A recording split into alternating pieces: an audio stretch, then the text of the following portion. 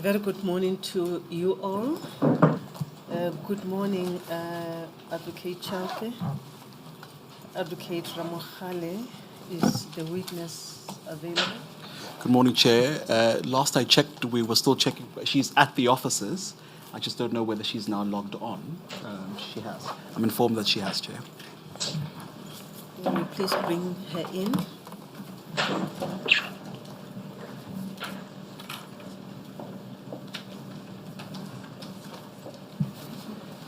Good morning, Ms. Williams.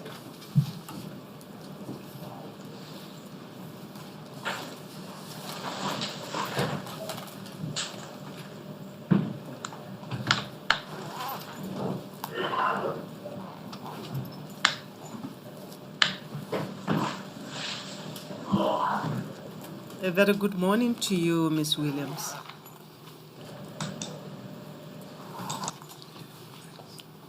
Chair, it appears we're having some sound difficulties.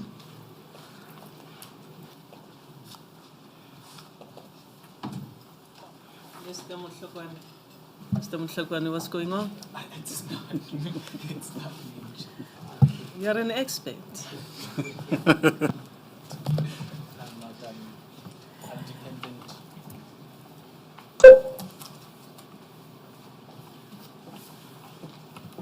That should be quite low.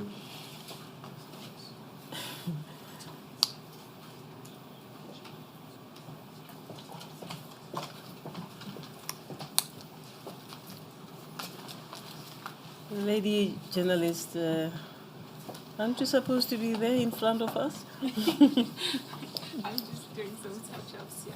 But thank you, Madam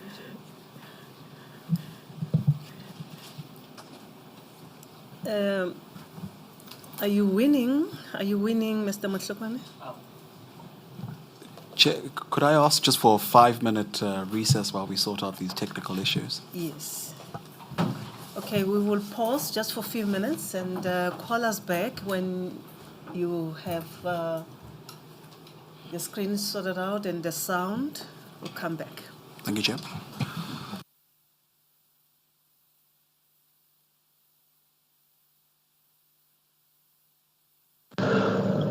There. Just ask it to still doing it.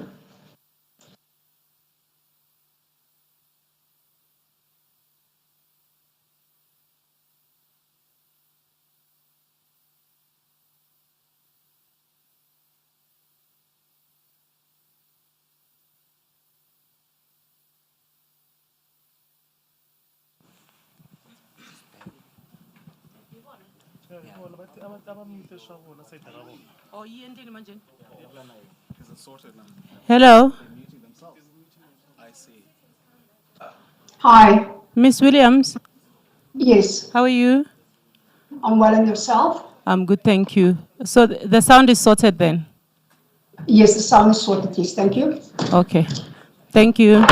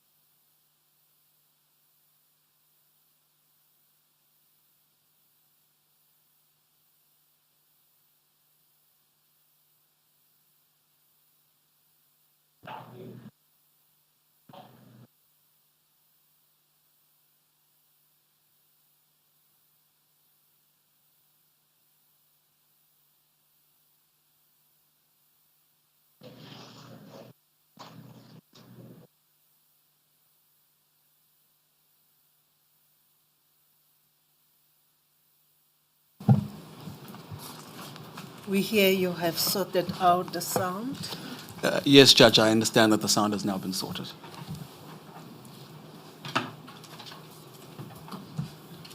You can bring her on the screen. Or is it you who is controlling the screen? All right. I thought that it is Mr. Mutlokwan in front of me. Thank you very much for that. Ms. Williams, good morning. Good morning, Chairperson. Hope you're good this morning. Yes, ma'am, I'm good indeed. And I hope you're well too. We are well, thank you. You are still under oath, madam? Yes, Chairperson. Thank you. You may proceed, sir. Thank you, Chair. Ms. Williams, good morning. Good morning. We left off your statement at paragraph 70. Could you kick us off there by reading what you've stated there at paragraph 70? Yes. The police's version of events and the alleged self-defense did not seem plausible. Mr. Msimangu lay face down on the pavement, having fallen from a fourth floor flat above. He could not plausibly have posed a threat to the police, but he was shot 2 times while lying down. The position of the firearm near his body was improbable if he had brandished it when he landed while falling. Just on that, it seems we know from the previous paragraphs in your statement that you had attended to the scene on the day, but already in paragraph 70 you say that the police's version of events did not seem probable. Why is that? It was when I looked at the scene, when I looked at where the body was, and I think the firearm was lying about 1 meter, plus minus 1 meter from where the deceased was lying. So in my mind, if he was moving, it might be because he was injured, but the firearm wasn't anywhere near him or near his body. So why was he a threat to the police at that stage? And upon attending to the scene, did you ever make it into the apartment in which Mr. Msimang was in?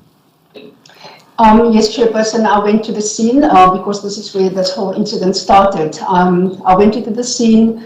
I noticed that the door was indeed broken in.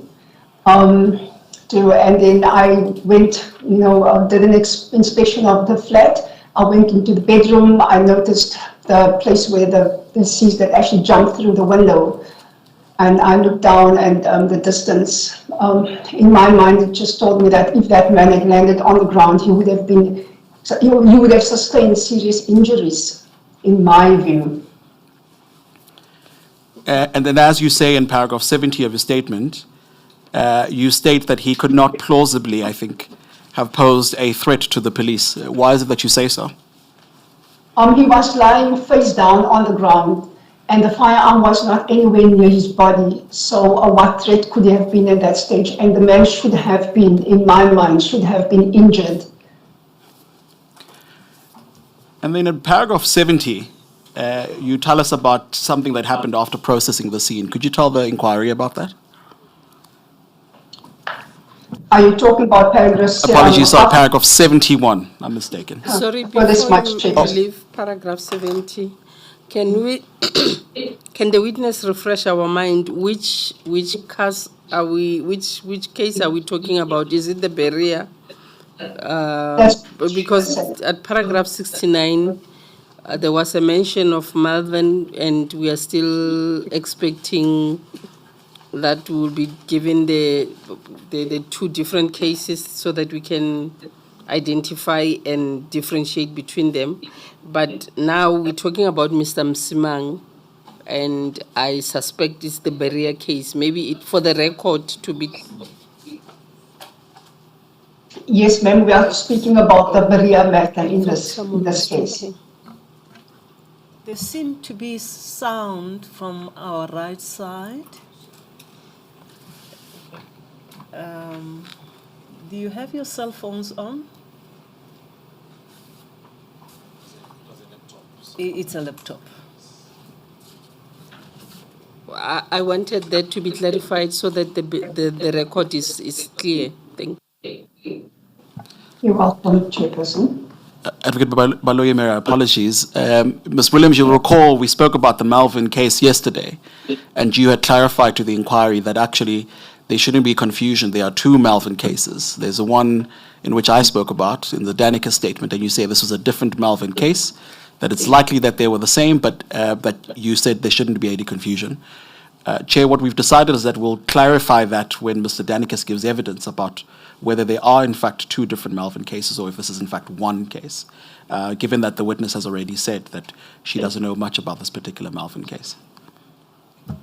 Subject to correction, Ms. Williams, I think the issue of Malvern case referred to in paragraph 69 arose when you sought to emphasize the point as understood your evidence, to say, as they forced the door open with a crowbar, the point you make at paragraph 68, they forced their entry also in relation to the Malvern case. This is how the Malvern issue arose. Yes, Am I Chairperson. That is, correct? you are correct, Chairperson. And you cautioned us to say we must not confuse the two Malverns. One relates to this matter in which you were involved, and another is the Malvern that Mr. Danicus spoke about. That's correct, Chairperson. But as understood you raised it to to cross-refer to what the police did when they forced the door open in relation to the Berea matter. Correct, Chairperson. Yes, thank you.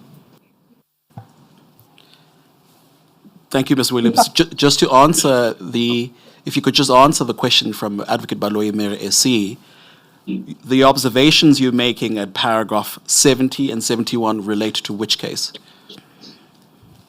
This is relating to the Berea case, 288 of 5/2008. Thank you, Ms. Williams. So, yes, I was asking you about paragraph 71. You inform us there that after the scene was processed, something happened. Could you tell the inquiry about that? After the scene, Chairperson, was processed, a heated verbal argument took place between Ms. Mpanza and Captain Neville Eva. My impression, based on the manner of his speech and behavior, was that Captain Eva was intoxicated. Inspector Vishnu pulled me and the LCRC constable aside and advised us to stay out of it. I do not know what the argument was about or how it started. It struck me as unusual and inappropriate for an ICD investigator to engage in a heated argument with a SAPS member while on duty. Thank you, Ms. Williams. I'd just like us to pause there. Now, this is not the first time this inquiry is hearing about the alleged intoxication of the Cato Manor members at a scene. You might not have this docket, but we'll put it up on the screen. If I could ask the panel to turn to the Malmouth case, the Malmouth docket.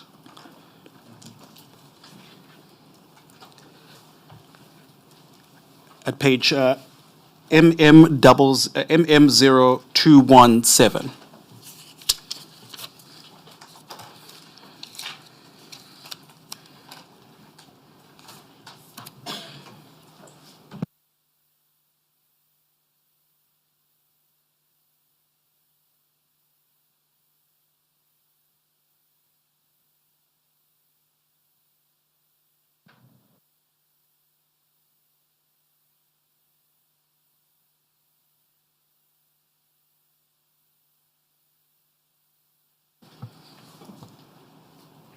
Ms. Williams, we'll put it up on the screen for you now.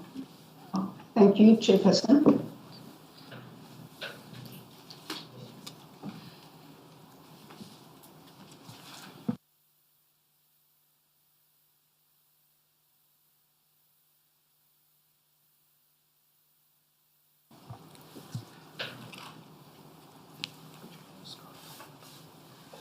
I see that on the screen, Chairperson. You won't be able to see it on your screen, and we've deliberately blocked it out because it contains somebody's ID number. But I'll read what's not appearing on your screen, which is paragraph 1 of that statement. And it reads, Siposake Ulu states under oath in English that he's an adult male with a certain ID number, 20 years of age, residing, and he sets out the address there, and employed at, and he sets out the address with his cell phone number. Could you just read for the inquiry what appears from paragraph 2? Yes. Sometime late 2008, my late father was still alive and he was selling at the above mentioned store. I don't know, I came to, I can't see what that is, in Langubo area. My father who passed on 2011 October told me that he was at the store. Police officers, while white male came to the store, it was 3 police officers.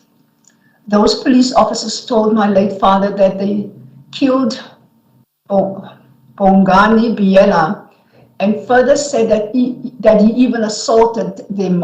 If you can just, thank you, scroll down, thank you. Assaulted the brother of Bongani who steal cattle. My late father, Nkapeleni, told me that police officer were looking for beers. My late father told me that the police officer, I can't see what that word is, beers then wanted. Chose Beers they wanted. And I am not, or cannot remember whether my late father mentioned or of any payment to the beers. Police officers entered and helped themselves. Yes, please go on. I'm just having difficulty. I just see always, if there was any incident or any bad news at the surrounding area of the store, you would tell us. I cannot say now who they were. They did not, because they did not identify themselves. My late father told me that the police officers came at about 9 in the morning. That was on the 22nd of November 2008. And then the affirmation, I know and understand the contents of the statement. I have no objection in the taking of the prescribed oath. I consider the prescribed oath to be binding on my conscience. Thank you, Ms. Williams. Now, in relation to that Malmoth matter, there is a second statement that doesn't appear in the numbered and indexed dockets provided to the panel, but which was initially provided by the NPA at the commencement of this matter. We'll put that up on the screen, and Madam Chair, with your leave, if we could hand up copies of that to the panel. Yes, you may.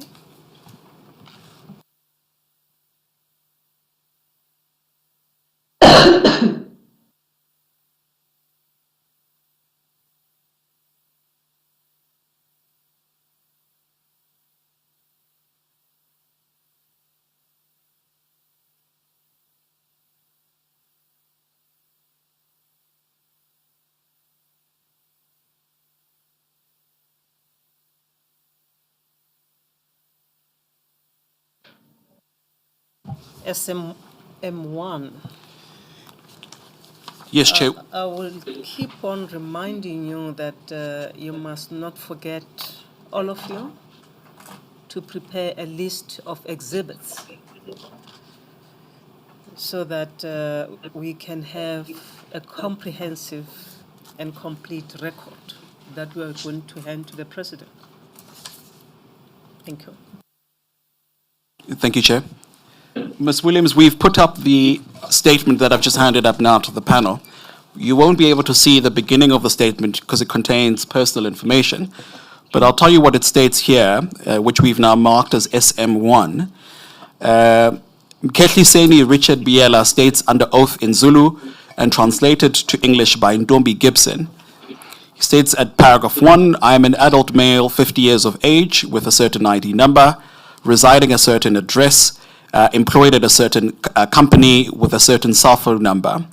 Then he states in paragraph 2 that I'm an adult male with the above mentioned particulars and I'm a witness in this case. Could you read what he states from paragraph 3, please? During the year 2008, Bongani Biela was arrested by the police officers and he appeared at Flagstaff Court.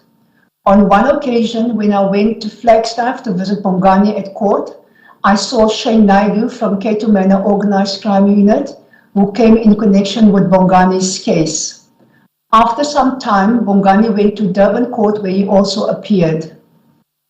On one occasion, before Bongani was released on bail, and I received I call on my cell phone, but not the same number that I'm using now.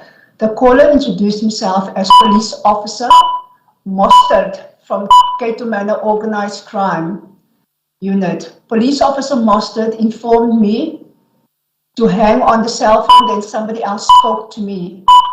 The second person who spoke to me was my brother Bongani. Bongani requested me to come to the offices of the Cato Manor Organized Crime Unit. I then asked Bongani why I should come to the Cato Manor Organized Crime offices. Bongani informed me that he was taken there for questioning and there were some issues that the police wanted to clarify with me. Williams, I then went, yes, ma'am? just pause there. There is some noise coming from. Please tell us what it is. Take the mic and just explain to us what it is. It's on her side. I beg your pardon? It's on her side. She must check the battery if she connected to the charger. Speak louder. She must check on her side. Yes, must ma'am. check I'm the just going battery. to ask the IT person to come and check what the problem is. Yes, there seemed to be noise emanating from your side. Are you able to get assisted? Yes, ma'am. I will speak to the IT person. If I may ask to be granted that permission so that I can just quickly go out and then speak to the IT person to just attend to whatever the problem is. Yeah. Yes, thank you. Just put a mark where you stopped reading, and we will excuse you for a few minutes. Let the IT person to help you, and when it is done, do alert us. Do you hear me?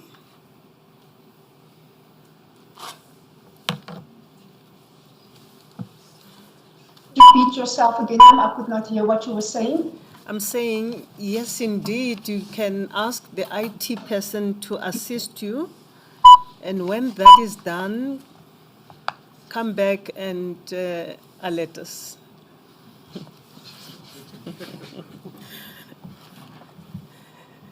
Let's pause for a few minutes. Thank you, Chair. Thank you for the indulgence and apologies for these technical issues. Yes, it's understandable.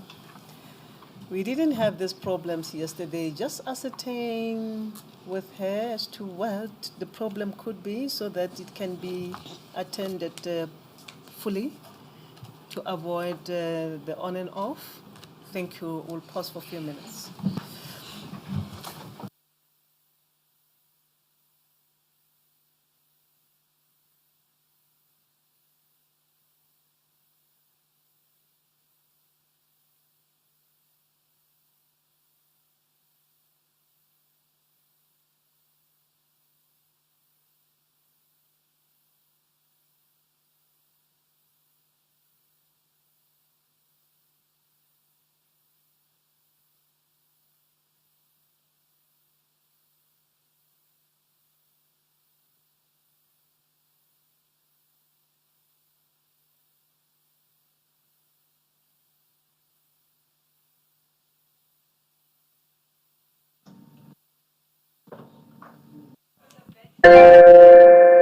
Miss Williams? Let me try and. Hello? You're on mute, Miss Williams.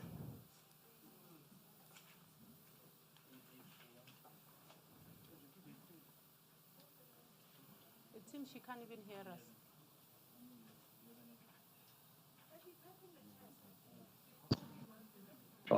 Okay. Chairperson? Hi, Miss Williams. We've been advised that maybe it's your battery. Is your battery charged? Yes, I think it's sorted out now. Was it the battery? Could be the background speaker. Yes, the IT person says it could be the battery or the speaker. Okay, but the sound is gone now. I suppose it's sorted. Yes, ma'am, it's sorted, Chairperson. Well, no, not the chairperson, but thank you. Oh, okay, sorry, I thought I was speaking to the judge. Okay.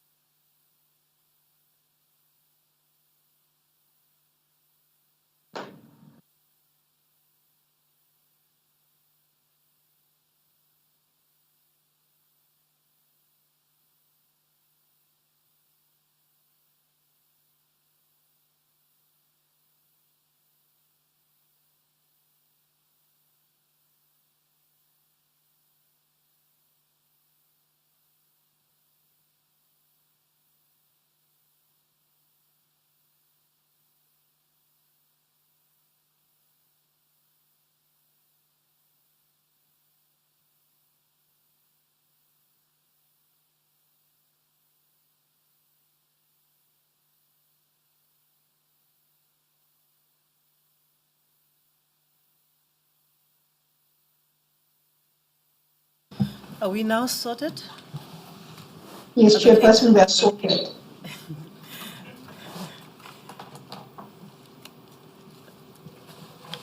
Thank you very much, Ms. Williams. You may proceed from where you stopped. I then asked Bongani why I should come to the Cato Manor Organized Crime officers.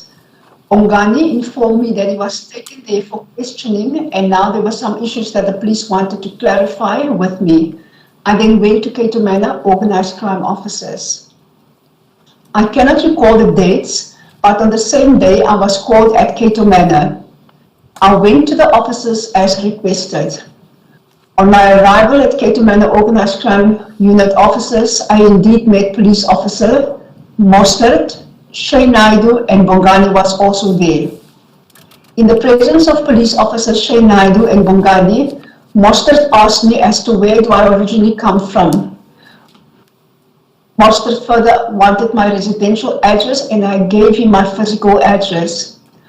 Mostert also asked me what belongings I have. I informed Mostert that I own a herd of cattle and a car. Mostert also asked where exactly was my home and whether my home is next to a school or anything distinctive. I explained to Mostert that my home was next to Bonyomunye Primary School in Melmoth. Mostert did not explain to me as to why he wanted my residential address. Mostert also wanted to know if I reside with Bongani in the same premises at Melmoth, and I confirmed it. Mostert wanted to find out as well if I stay with Bongani at Commercial Hostel, since Bongani rented a room there for convenience relating to his work. I informed Mostert that I do not reside at Commercial at all. I then left for home. During the day, when Bongani appeared in Durban Court for bail application, I saw Police Officer Shay Naidu and Police Officer Smith as I waited for court proceedings to commence, and I greeted them. Police Officer Smith and Police Officer Shay Naidu acknowledged my greeting. Then Police Officer Smith asked in Fanagalo language, saying whether I am Bongani's brother, and I confirmed. Police Officer Smith and Shay Naidu kept on talking, and I overheard Police Officer Smith talking Fanagalo language, saying that if Bongani is released from court, the police will kill him, Bongani. On that day, Bongani was not released from court, and I went home when the court processes were over. During the next court date for Bongani, and this time around, I again attended court, and I did not see the police officers from Cato Manor Organized Crime Unit. Bongani was released, and I went with him to his room at Commercial Hostel, where I left him, and thereafter I went home to Malmouth. Bongani spent almost a month at Commercial Hostel, and he later came home to Malmouth. I recall that Bongani spent almost a week at home in Malmouth. On 22 November 2008, I was asleep at home in my rondavel with my wife Zilaile, and Bongani was sleeping at his rondavel with his wife. My home is a big home comprising of different rondavel and flats. I would like to state that about 2:30 people kicked my door down without knocking. At no stage did a person knock at the door, and I refused to open. These people left the torches inside the rondavel. Other people stood on the right window with torches pointed inside the rondavel. I stood up after the door was broken down, and I could see a black male and police officer Shane Naidu of Cato Manor Organized Crime Unit. The people who stood on the right window, a black male and Shane Naidu, who entered inside the door, made light inside the rondavel, and I noticed that the torches were attached to the rifle firearms. Police officer Shane Naidu asked me the whereabouts of Bongani, and I told him that I think Bongani might be in his room. My wife also woke up, and the police officer said that she must sleep, of which she did. I immediately requested police officer Shane Naidu that they should not shoot at me.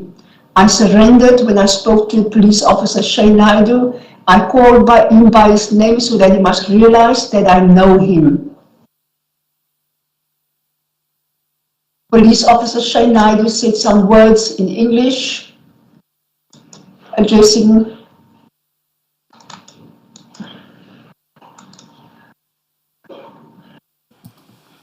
his companions.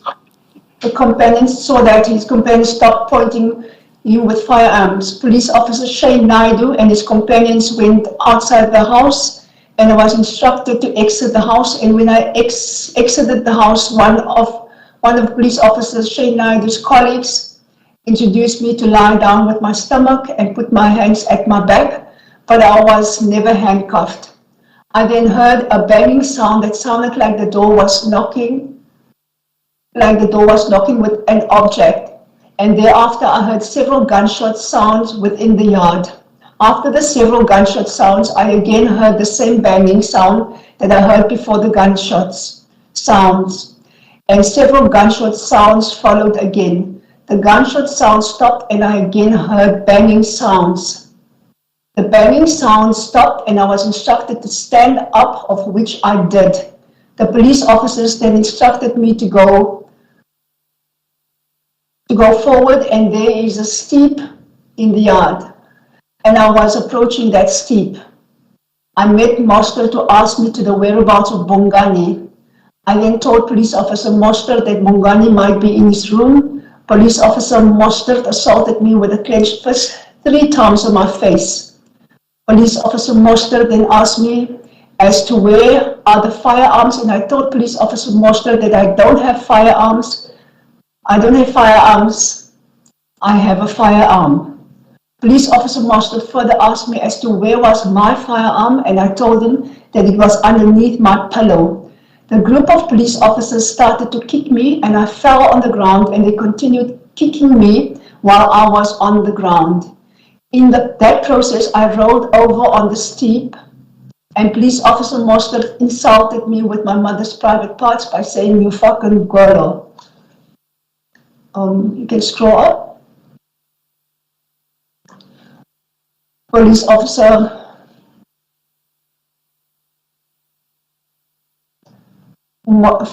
Moster went to my rondavel room, and I was taken to Bongani's rondavel, whereby I found Bongani's wife being guarded by a group of police officers. I then wanted to wear clothes because I was getting cold.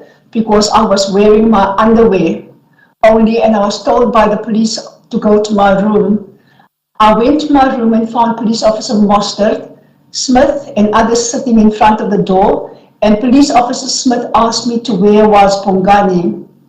I then told Police Officer Smith that I don't know the whereabouts of Bongani. Police Officer Smith then told me to go and kiss Bongani behind their father's rondavel. Police Officer Smith further told me that Bongani is dead. At that time, it was already in the morning and I did not go and see Bongani. Instead, I sat next to them. Police Officer Moster then asked me as to whether I know Becky Kele. And I asked Moster as to who is Becky Kele. Police Officer Moster clarified to me that Becky Kele is the Commissioner of the Police. Police Officer Moster then took out a card from his shirt and showed me that card. And he, Moster, said that card was a permit from Becky Kele to kill people. Police Officer Smith then grabbed me with my hair and pulled my hair out, and I saw Police Officer Smith's hands was full of my hair. Police Officer Moster told me that I must tell people at Kwamashu that he, Moster, will kill all Bongani's friends and all the criminals at Kwamashu. Police Officer Moster further asked me the whereabouts of one of Bongani's friends by the name of Mulu. I then said that I don't know, and Police Officer Moster said I must tell Mulu that he, Moster, will kill him wherever he meet him.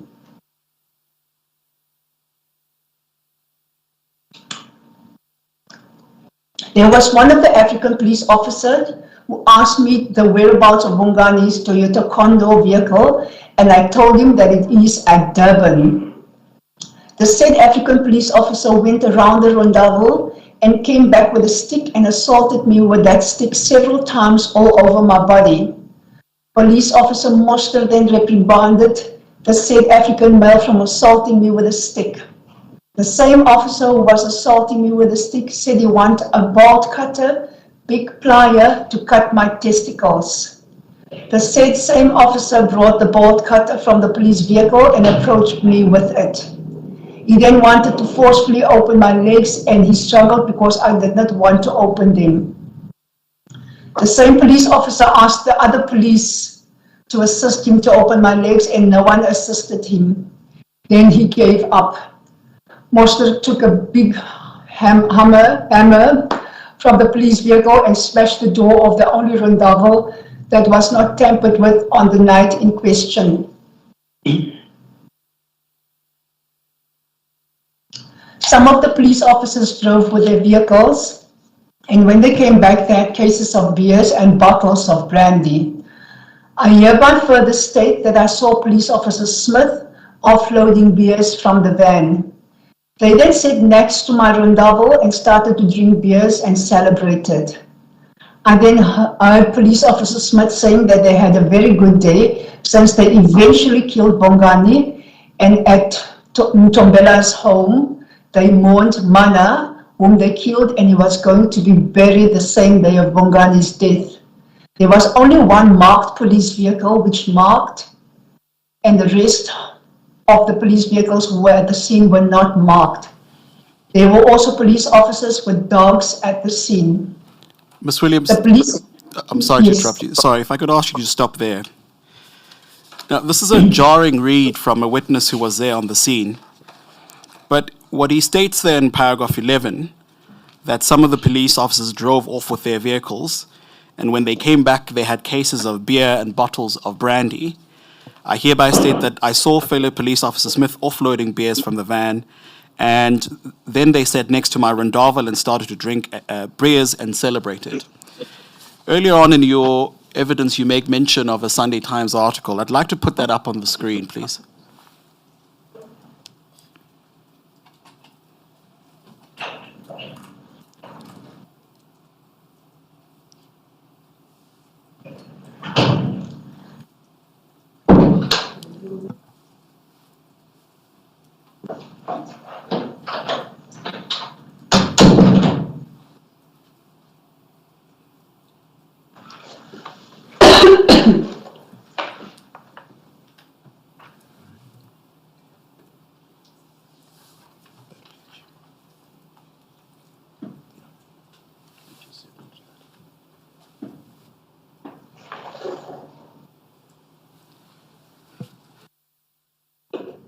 Chair, for the panel's purposes, this is the article that we've seen quite a few times, the Sunday Times article.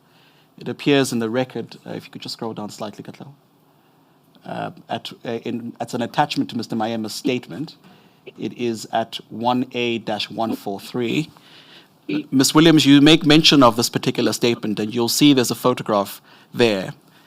Evidence has been led that this particular photograph was taken at Malmoth, the very same statement that you've just now read. In paragraph 71 of your statement, you speak about how your impression was that Captain Eva was intoxicated. In view of this particular statement, what is your comment? What should the panel make of this?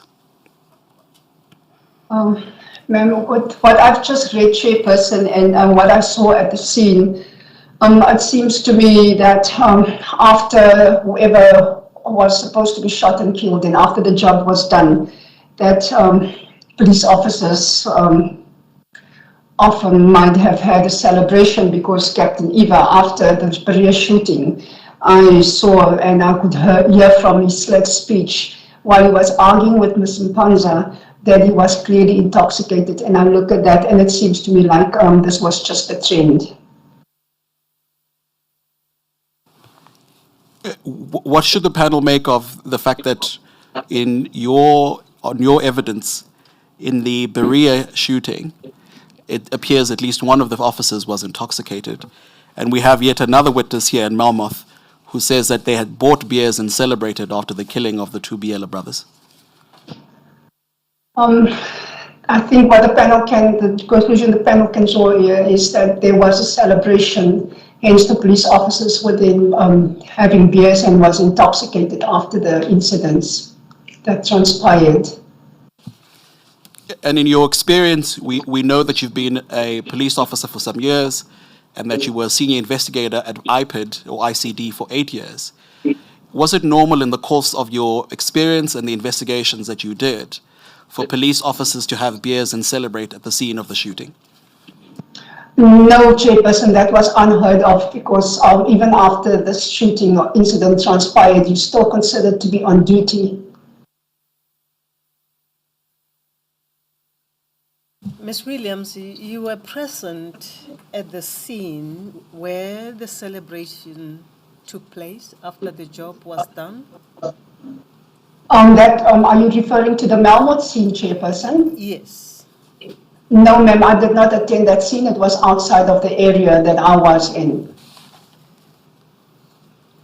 Now, in relation to paragraph 71 of your affidavit, you make an impression there. On what basis are you making that impression? It was based on the speech and behavior of Captain Eva. When I looked at him and when I heard him, his speech was slag, ma'am, and he clearly looked intoxicated. I know Captain Eva. I've met with him on several occasions. He always used to be the duty officer or the spokesperson for Cato Manor, and this was the first time that I saw Captain Eva in that state. You see, the reason why I'm asking you whether you were at the scene is because in the third line of paragraph 71, you state, Inspector Vishnu pulled me and the LCRC constable aside and advised us to stay out of it. I do not know what the argument was about or how it started. It struck me as unusual and inappropriate for an ICD investigator to engage in a heated argument with a SAPS member whilst on duty. Where were you in relation to where these officers were sitting? As we have observed in the article of the Sunday Times, where were you seated? Or where were you? I hear you, Chairperson. Just to clarify that, these are two different scenes. The scene that I'm referring to in paragraph 71 is the one at Berea. The one at Malmoth is a different incident.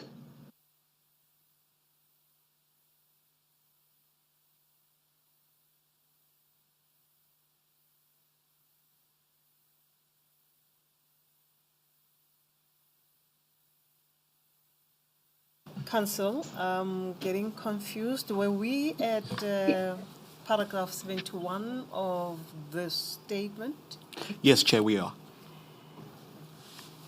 And how did we land on the Melmoth case, 142/11/2008? Chair, we landed there because I wanted to demonstrate to Ms. Williams, in fact, on our version, or at least on our reading of the dockets, this is the third incident in which the Cato Manor unit was observed as being intoxicated on the scene. You'll recall, we haven't laid that evidence yet, so I don't want to speak about what Mr. Danikas will say, but there is something to that effect. The second now is that in Melmoth, witnesses are saying beers were being bought and there was a celebration. We've seen that photo from the Sunday Times. This is now the third incident from Ms. Williams in which she says she was at a scene, in a different incident, at a scene in which the Cato Manor unit or officers were intoxicated. What I'm trying to establish is whether this was a once-off incident or whether from the dockets that we have seen, this is a repeated conduct. Yes, I think I missed that part. Do make it clearer because I got confused. Apologies, Chair.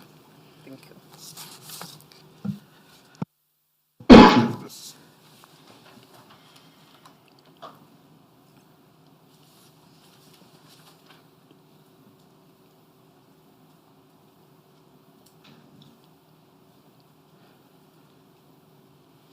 Chair, if I could proceed, sorry. I'm just waiting for an You may indication. proceed, Thank sir. you. Ms. Williams, we now move on to paragraph 72 of your statement. And you tell us about attending a reconstruction 2 days after the incident. Could you tell the panel what it is that you noticed there? Yes, indeed, Chairperson. When I attended the scene reconstruction 2 days after the incident, I noticed that a flat screen television that had been mounted against the wall in the apartment had been removed. When I entered the bedroom where the deceased had been shot, there was a spent cartridge on the floor in full view. Its placement seemed strange. The scene had been fully processed by LCRC on the night of the incident and all exhibits had been secured. At the conclusion of my... Apologies, Ms. Is that normal? That on your, from what you've told us, that you found a spent cartridge on the floor in full view. Is that normal after a scene? No, Chairperson. At the scene, when the scene gets processed, ICD personnel, and that would have been either myself or Ms. Mpanza, would have gone through that scene with the LCRC person as well as the officer from Berea, and that would have been Vishnu. And we would have made sure that that scene was properly processed and all evidence and exhibits were collected at that scene. The person from LCRC people, in my opinion, in Durban, were quite competent in that regard, whereas I, as an ICD member, trusted them to do their job properly. But what surprised me is that when we arrived there was all of a sudden there was the spent cartridge. Just to inform the Chairperson that the flat had been broken in after the scene was processed. And there was now this television that was missing, and all of a sudden there was a spent cartridge that had magically appeared. And what should the inquiry make of that? Ma'am, the only thing that came to mind that time, and it's still coming to mind right now, is that evidence was planted afterwards, ma'am. And the reason I can state that is that flat was definitely broken into.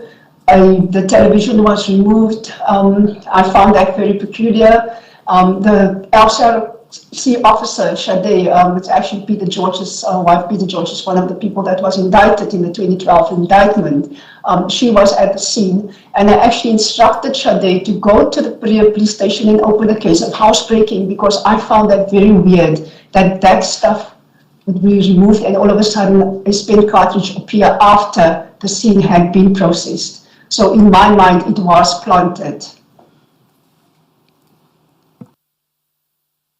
They would be planting a spent cartridge after the scene has been processed. To what end? How does that assist? I have no idea how that was going to assist them. I don't know if they maybe wanted to prove to us or I don't know if the shooting was justified, or maybe they just forgot to put the spent cartridge there. I have no idea, because clearly to me that there was some tampering at that scene, Chairperson. And then you reach a conclusion then in paragraph 73 of your statement. At the conclusion of my investigation, I concluded that the killing of Mr. Msimang was not justified and recommended that the Ketomani SBC members be charged with murder.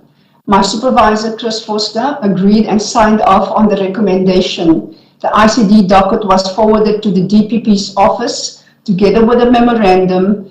The DPP in KZN declined to prosecute. Now, just on that, paragraph 73, could I ask you, do you recall, there's no date here, do you recall when you made this particular recommendation?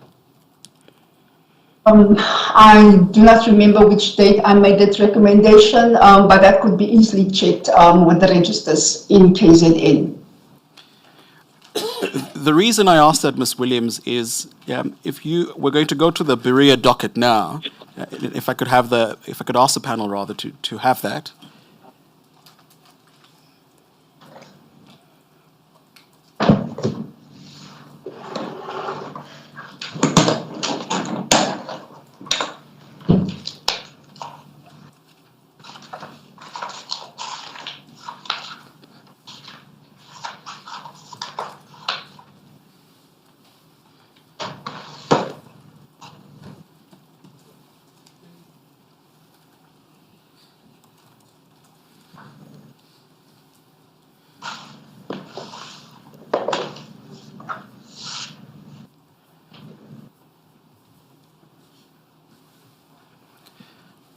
Ms. Williams, if I could ask you to turn to, you remember the way we did the numbering and the indexing yesterday, at the top right corner, BR0290.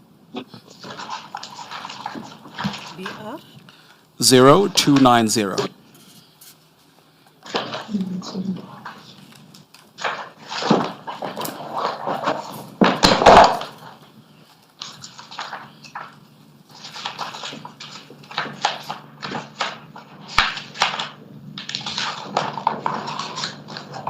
Yes, I do have it with me.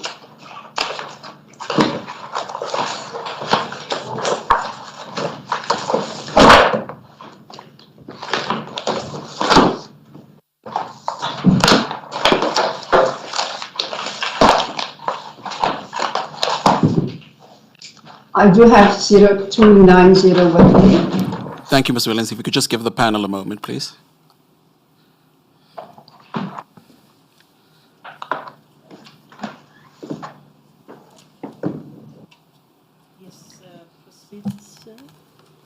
Proceed, Council. Thank you, Chair. Ms. Williams, could you tell the panel what it is that we're seeing here on page BR0290? It looks as if this is the inquest, covering letter for an inquest that was prepared.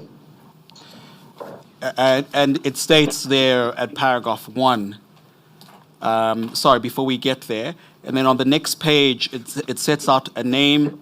Could you just tell the panel what it is that we see at BR0291? There is a name here from the captain. It looks like the captain at Berea, R.S. Savage. And then if we go back the previous page, what's the SAPS CAS number that appears there? It's Berea CAS 288 of 5/2008. And the name of the deceased? Tabo Sunshine Msimango. Could you just read out to the panel the list that appears from paragraph 1.1 to 1.25? I can do that. 1.1 is the statement of Rajesh Vishnu. 1.2 is the statement of Gunter Marquardt. 1.3 is the statement of Peter De Beer. 1.4 is the statement of Shannon Brown. 1.5 is the statement of Simpiwe Charles Mkhize. 1.6 is the statement of Siyabonga, Romanius, and Charlie. 1.7 is the statement of Warrant Officer Paul Mostert. 1.8 statement of Pumalela Makanya. 1.9 statement of Rakesh Chandaban Maharaj. 1.10 is the statement of Neville Iva. 1.11 statement of Rubendran Naidu. 1.12 is the statement of Eric Alfred Nell. 1.13 is the statement of Rika Pillay. 1.14 is the statement of Lieutenant Colonel G. Swanepoel. 1.15 is statement of Tembi C. Numalo. 1.16 is the statement of H. A. Stein. 1.17 is the affidavit of Captain R. van der Sand. 118 is the affidavit of Captain R. van der Sand. 1.19 is the affidavit of Captain Yvette Klaassen. 1.20 is the affidavit of Captain Yvette Klaassen.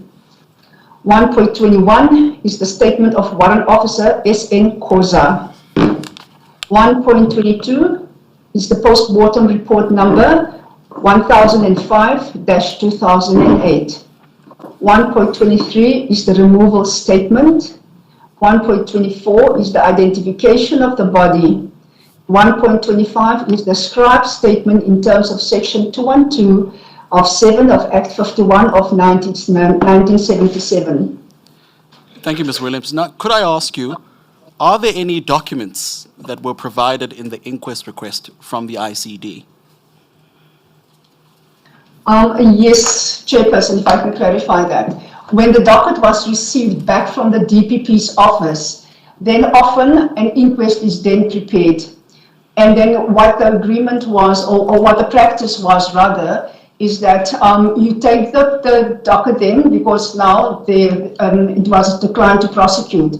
You take the docket back to the station, and then the person, like in this case it would have been Vishnu, would then prepare the docket for an inquest, and then it will then be seen by the prosecutor, who will then make a decision. Yes, but in this list that we have before us, are there any ICD documents? Not that I see. So no ICD documents appear from this list? No, there seems to be no ICD documents. Now, if you turn back a few pages back, on page BR 287. Ms. Williams, Yes, Chairperson. this inquest document, BR 0290, Yes, it Chairperson. appears below the blocked information in capital letters bolded, the inquest clerk, Magistrate Court, Durban. Correct? That's correct, Chairperson. And this document was seemingly from the Commander Subs, Berea Detective Service, R.S. Savage. Correct, Chairperson. The commander was directing this document to the clerk of the court, who was going to deal with the inquest, or it was directed to the magistrate via the clerk of the court, the inquest clerk. Correct, Chairperson. I thought that we must clarify why we are now dealing with this document the way it is. It was not very clear to me for what purpose it appears the way it appears. Thank you, Chair. And there is no indication of CCN in this document. It is the case number that would have been allocated by ICD as you investigated the matter, correct? That's correct, ma'am. That confirms the answer that you've just given to Advocate Ramokhali, that none of the documents from ICD appears in this inquest request. That's correct, Chairperson. Yes, thank you. Ms. Williams, just as a follow-up to that, was it normal for an inquest request that comes from SAPS to the Match Court inquest clerk to not include the CCD docket from the ICD and any documents that come from the ICD? In my opinion, there should have been information or documents from the ICD that would have been included in there. The reason I say that is because the murder was investigated by myself. However, they do not need to use the CCN number because obviously that is a case control number, a reference number that is used only by the IPID or the ICD at that time and now the IPID. So that was not necessary, but any other documentation pertaining to this case that I would have investigated, all of that should have been included in the inquest. However, I cannot speak for Berea. I don't know what their practice was. Now, when a request such as this is being made to the Match Court, what is the Magistrate Court being asked to do? The Magistrate Court is then being asked to do or to read through the documentation and then to see if the matter is indeed an inquest, and if they were not really sure about what they were reading, they could then ask for a formal inquest. I do not know. I haven't checked what the outcome of this was. I just have to go through the documentation as we proceed. And when the request is received by the Match Court, and I assume the documents are read, what is the process leading to? Is there an outcome that's meant to come out of that? Yes, there is an outcome that's meant to come out of that. It's either the shooting would then be justified, if I can use that word, or like I say, if the prosecutor and the magistrate is not or the prosecutor is not satisfied, then a formal inquest will then be held where questions would be asked, and depending on the outcome of that, the matter will then be laid to rest, or something else, maybe a murder charge would be reinstituted again, but that depends on whatever the magistrate finds that is bothering him or compelling evidence that is there. Now, assist the inquiry with this. How is a magistrate expected to make a decision about whether, as you say in your words, the killing was justified or not, if they don't have the ICD docket and the investigations that were done by the ICD? That should be prepared. All of that information should have been in the inquest, because when you prepare the inquest, all the relevant documentation must be accompanied. Now, you've just said now that you're not sure what the outcome of that is, of this particular inquest request. If I could ask you to turn a few pages back, BR 0287. I have it in front of me, yes. Could you just tell the panel what is this document that we're looking at here? That is that is the inquest, the result of the inquest, Act 58 of 1959. For Berea case 288 of 5/2008, postmortem number 1005-08. And it's a J56. Sorry, I'm not sure. You just read a number out, Ms. Williams. I just can't make out where that is. The postmortem number, you said. The postmortem number, it's right at the top. You will see Berea case 288 of 5/2008. And right next to it, there will be a PM number 1005 of 8. And then there's another number that appears on the right-hand side. Yes, it appears to be the J56 number. It's number 556-10. And what's a J56? For the life of me, I cannot remember, but I think this is the outcome, if I remember correctly. of the inquest that would have been read, and a decision would have then been made by a magistrate. Right. Now, at the top left corner, could you just tell the panel what it is that we see there? It says held at, and then it continues on. Yes, it was held at Durban, and then by Germus Hayes, who seems to be a magistrate for the said district in Durban. And then there's a date on which it appears to have been held. It was on the 17th of August 2010. And then it reads there, just after that, after August 2010. It says findings in terms of section 16 of the Act, and then in respect of identity of the deceased, it says again, Tabu Sunshine Msimango. He's a male, 30 years old. And then the date of his death, that would have been the 24th of May 2008. And then it says at C, cause or likely cause of death. What is that? Death is gunshot wounds to the head and abdomen involving the chest and blunt force head and chest injury. And then at D, it says whether the death was brought against by any act or omission involving or amounting to a prima facie offense of the part of any person, and then it says no. So let's just stop there. So in terms of this, which is the findings in terms of section 16 of the Act, in answer to the question whether the death was brought about by any act or omission involving or amounting to a prima facie offense on the part of any person, the finding there, it appears to be no by the magistrate. Is our reading correct of that? That's correct, Chairperson. What does that mean? It means that the court is finding that, in my own words, that the shooting was justified. Is the court finding that no one is accountable for that? No one is accountable for the death of the person involved, Tabu Sunshine Msimango. And what is the date of that finding? The date would be on the 17th of August 2010.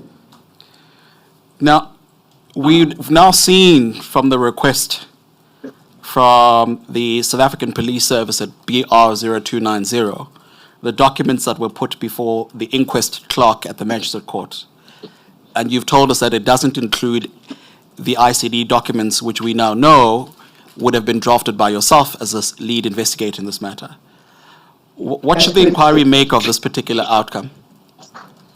That not all evidence was then provided to the magistrate or even to the inquest clerk pertaining to this case, and therefore the only conclusion I can draw is that there was not an informed decision made in this regard.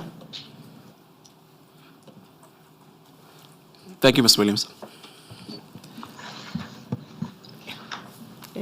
Ms. Williams, I'd like to ask you about the inquest. You have mentioned that in certain circumstances a formal inquest would be held, and in different circumstances the case would just be closed or the matter would be settled on papers.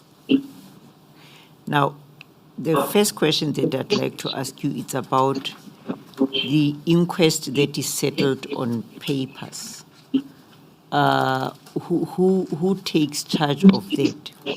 Who considers the material and makes a decision on the outcome of the inquest? I would think, Chairperson, that it would be the magistrate to whom the documents is then presented.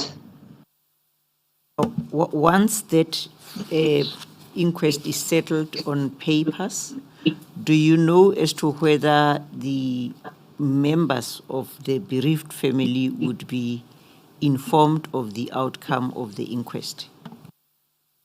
Ma'am, that I would not know, because that would now have been at station level. So only the detectives will then be able to give a response and an answer to that. Then that dispenses with my need to ask the next question. That's fine. Thank you. You're welcome, Chairperson.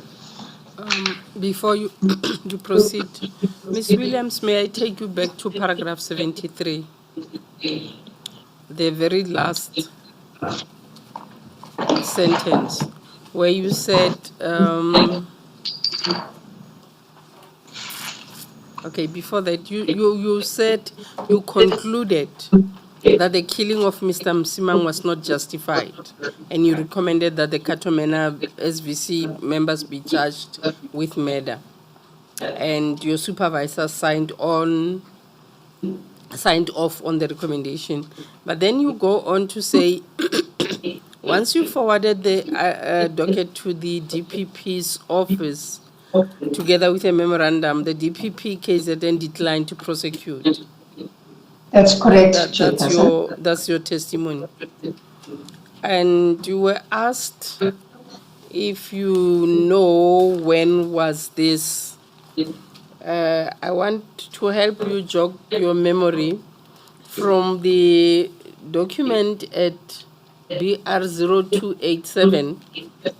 We now see that the date of death is the 24th of May 2008. Yes, Chairperson. And earlier on, at paragraph 272, you said you attended the reconstruction 2 days after the incidents. Yes, Chairperson. Which means it was around maybe the 26th, 27th May 2008. Around there, yes, Chairperson. Now my question to you is, do you know who was the DPP KZN at that time in 2008? And if you know, can you give us the name? Unfortunately, ma'am, I cannot recall who the DPP was at that stage. So I'm just trying to remember. No, ma'am, I will have to check with my office. I can't remember that. No, it's okay. Thank you. In fact, Ms. Williams, before we move off from Berea, we searched through the entirety of this docket, and we found absolutely no documents from the ICD. Is that normal? No, that would not be normal. I would have thought that SAPS would, because we include their documentation, that they would also include our documentation. If they do not have that, at least make a request for us to make that available to them. And can you confirm to this panel that you actually did provide documents, there were reports related to this particular matter? Yes, that was so, and it was also given to the DPPs on a memo. There was a DPP memo that was going with this particular docket. Advocate Ramkhali, may I correct myself? Apparently, I said 2007 instead of 2008. I certainly heard 2008, but maybe I'm mistaken as well. Okay. Thank you, Ms. Williams. If we now could turn to the... I'm sorry, Chair. Do you remember yourself, Council, with your team, who was the DPP Durban, KZN, in 2008? Yes, Chair, we do. From our understanding, Ms. Shamila Batoi was the DPP at the time. In fact, we've been able to nail down a date. From a public document that we found from the NPA, it appears that she remained the DPP until October 2008. Sorry, 2009, I'm mistaken, October 2009.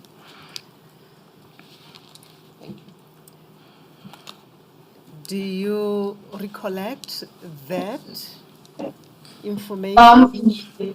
Yes, ma'am, I actually just remembered now. Just to be clear on that, my understanding was that she was the acting DPP or the DPP for the Durban office. I'm not sure how they made the distinction, ma'am. I don't want to confuse the panel, but I think the Durban district operated on a different level, or they had a different DPP, almost like a district person that was overseeing the office. But the overall DPP, in my memory, would have been in Pietermaritzburg, but she was responsible for the Durban office. The DPPs are responsible for the provinces, entire province. Yes, ma'am, but then there was also the subsection that I knew of where I will, just to fast forward a little bit, and I'm trying not to cause confusion here. When I was working in the Durban Central case, Jerome had actually called the DPP in Pietermaritzburg and they referred him to Shariza Romata, who was the acting DPP, I think, at that moment. I can't remember if she was acting or she was the DPP for the Durban district. So there was some sort of a delegation of powers to the Durban office. I hope I make myself clear in that regard. Yes, we just wanted to ascertain who the DPP KZN was. And Council just reminded us that at that time, 2008, it was Advocate Batoi Yes, for the Durban district. for KZN. Ma'am, It may be complicated for you to follow, but we'll leave it there, Ms. Williams. Okay. You see in paragraph 73, the last sentence, you record the DPP, KZN declined to prosecute. And Yes, you ma'am. wanted to know who the DPP then was. Yes, I understand what the question was, yes, ma'am. Yes. Thank you, Council. Thank you, Chair. Well, oh, I'm sorry. Just maybe to clear this thing up once and for all. It would assist if you were to furnish a copy of the document that you rely on for. Thank you. Will you do that? We will. We'll do so today. Thank you. Ms. Williams, just to close off on Berea, we see in any event, whether she was DPP Durban or DPP KZN, at 287, BR 287, it says that this particular inquest was held at Durban, in the district of Durban. That's correct, Chairperson. And so if she was the DPP of KZN or DPP of Durban, it seems to not matter much. I understand that, Chairperson. Thank you, Ms. Williams. If we could now move to the Durban Central matter.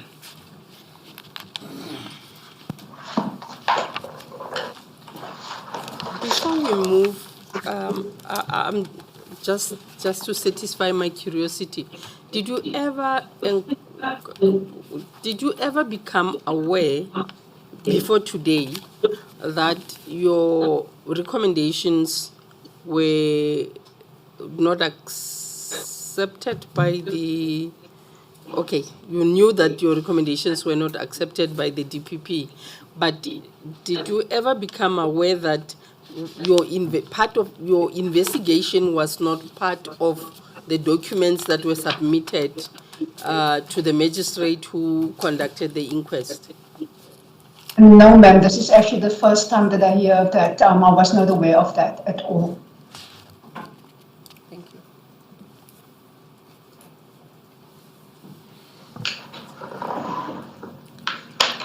Ms. Williams, we're now about to turn to, I assume you're taking your Durban Central documents. I'll just give you a moment.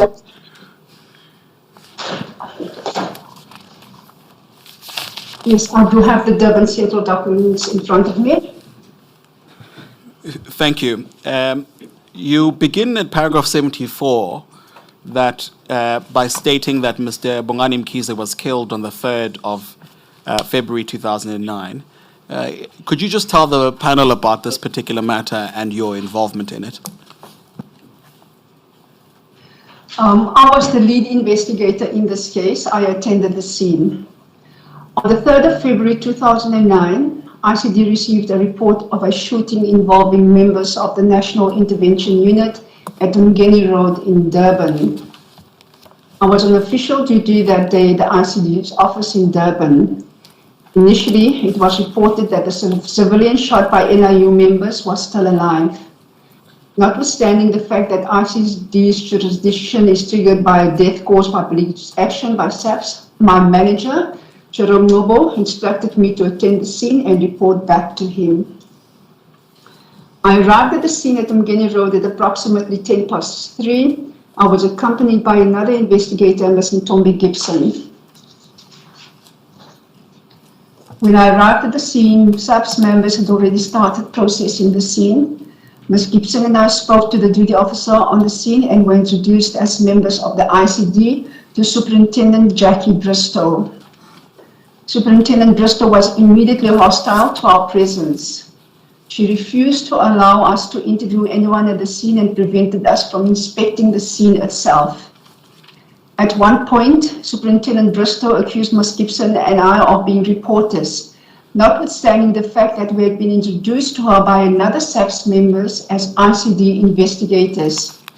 My impression was that Superintendent Bristow had made up her mind before we arrived that she would not permit anyone from ICD to access the scene. Now, Ms. Williams, let's just stop there. There's reference in your statement to affidavits in the docket. Could I ask you to begin first with your affidavit? You will see that at DC 000-191 to 192. Just finding it.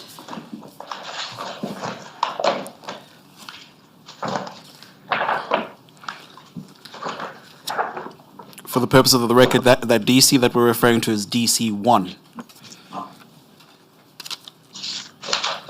Give us the number. 191, DC 000-191. Almost there. I do have it, Chairperson. Thank you, Ms. Williams. Just a moment, please.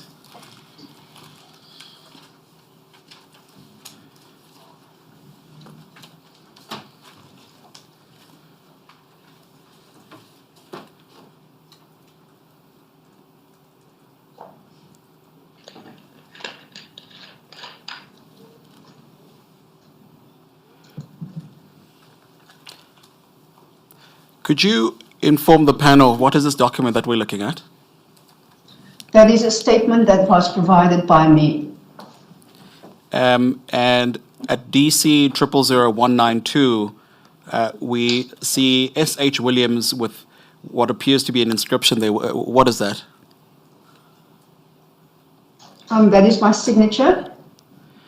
And on what date was this statement made? On the 9th of December 2009. Now, if we go back to DC 000-191, could you just tell us in which matter did you make this statement? This matter was made in relation to Durban Central Case 185 of 2009. It was the matter in which Nkabinde Inquiry was shot and killed by SBC members. Could you just read to the panel what you state there in paragraph 2? On 2009-02-03, I attended a crime scene at Mgeni Road, Durban, with Ms. Gibson from this office. On our arrival at the scene at approximately 3:10, we were met by Superintendent Bristow, who was processing the scene, and she requested Ms. Gibson and I wait until the police was done with the scene. The same Superintendent Bristow then refused to allow us... Sorry, Ms. Williams, I'm sorry, just a little slower. You're going way too fast. Oh, apologies, Chairperson. The same Superintendent Bristow then refused to allow us to interview anybody on the scene. Ms. Gibson and I discreetly made inquiries at the scene since we did not know what transpired, only knew that the deceased was an alleged suspect in another high-profile matter. Ms. Williams, sorry, again, you're slower, please. Slower, please. I'm so sorry. Just something that I always do. I apologize for that. All right. Ms. Gibson and I waited until the police was done with the scene. The same Superintendent Bristow then refused to allow us to interview anybody on the scene. Ms. Gibson and I discreetly made inquiries at the scene since we did not know what transpired and only knew that the deceased was an alleged suspect in another high-profile matter. 3 members from NIU Marion Hill and Inspector Glamuka, Constable Mfene, and Constable Sikuluma spoke to Ms. Gibson and me and told us that they assisted Cato Manor organized crime because they heard them call for backup on the radio. They also described to us that they witnessed how the deceased was shooting at the members from Cato Manor organized crime, and they responded by cutting off the vehicle and fired shots at them, and they returned fire. Whilst the LCRC officer was busy processing the scene, he allowed Ms. Gibson and I to view the scene. The scene was not contaminated by our presence. I saw the deceased was slumped in the driver's seat, and he had a huge gap on the right side of his face, and a part of his tongue was lying on the dashboard. The black Lexus that the deceased was traveling in was riddled with bullets, and predominantly the right-hand side. Now, if I could just ask you to stop there. You state there that when you arrived at the scene at approximately 3:10, you were met by Superintendent Bristow, who was processing the scene, and she requested that you wait until the police was done. The same Bristow, Superintendent Bristow, my apologies, then refused to allow you to interview anybody on the scene. And then you and Ms. Gibson discreetly made inquiries at the scene, since you did not know what transpired, but all you knew was that the deceased was that the deceased was an alleged suspect in another high-profile matter. Now, if I could ask you, just keeping that page in mind, to also turn to Ms. Gibson's statement, which appears at DC 000254. That would be in volume in DC2, Madam Chair. DC2. DC2? Yes, at page DC 000254. It's in part 2. Yes. It's quite a bulky docket. 000? 254.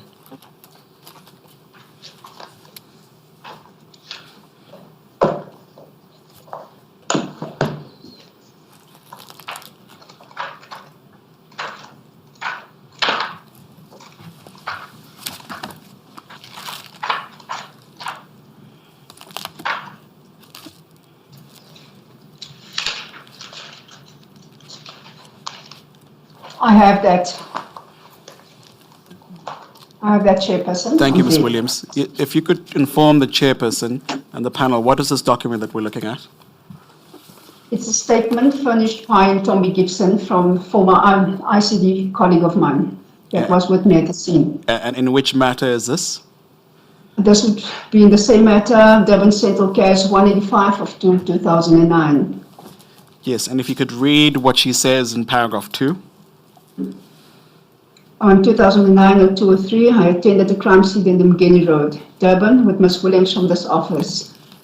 On our arrival at the scene at approximately 15:10, we were met by a white female Superintendent Bristow, who was processing the scene, and she requested that we should wait until the police were done with the scene. The same superintendent then refused to allow us to interview anybody on the scene.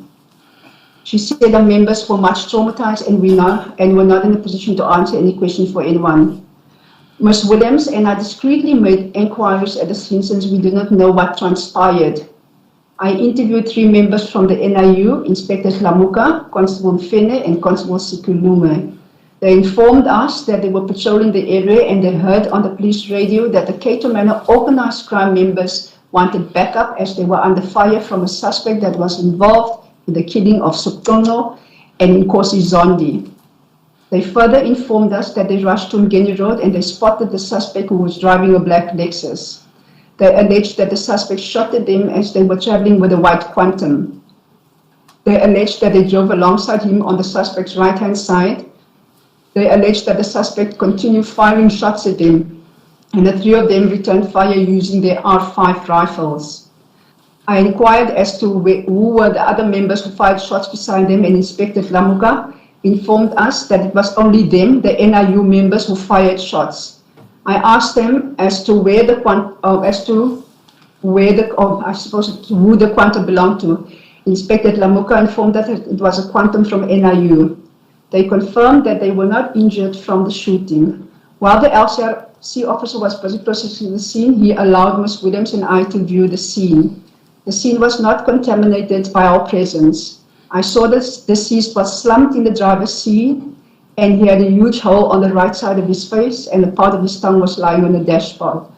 The black Lexus that the deceased was traveling in was riddled with bullets on predominantly the right-hand side. There was a black Z88 firearm inside the Lexus on the front passenger side on the floor. It was alleged by the superintendent that that was the firearm that was used by the suspect to shoot at the police. It had no serial number. Now, if I could ask you to stop there and go to, again, bearing that particular statement in mind, DC 000414. Members of the panel, DC 000414 is in DC 2, the very same documents that you have before you. You are referring us to a lot of documents without telling us why. I'm getting to that point, Madam Chair. My apologies. Because you might want to ask questions in relation to some of the documents. Indeed. But we'll keep them together in front of us so that we don't lose track. Yes, yes. What is the last one? The last one on this particular point is DC 000414.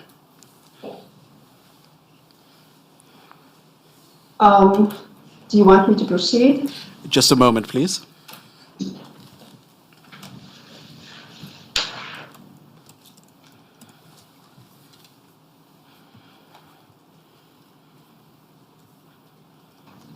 May I continue? Just a sec, Ms. Williams. We'll be with you just now.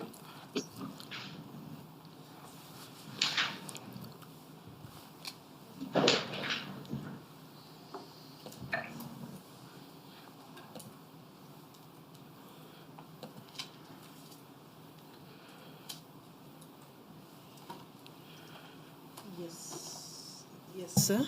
Thank you, Chair. Ms. Williams, could you tell the panel what is this document we're looking at? This also seems to be a statement made by Tommy Gibson. And on what date was the statement made? If you turn to page 416.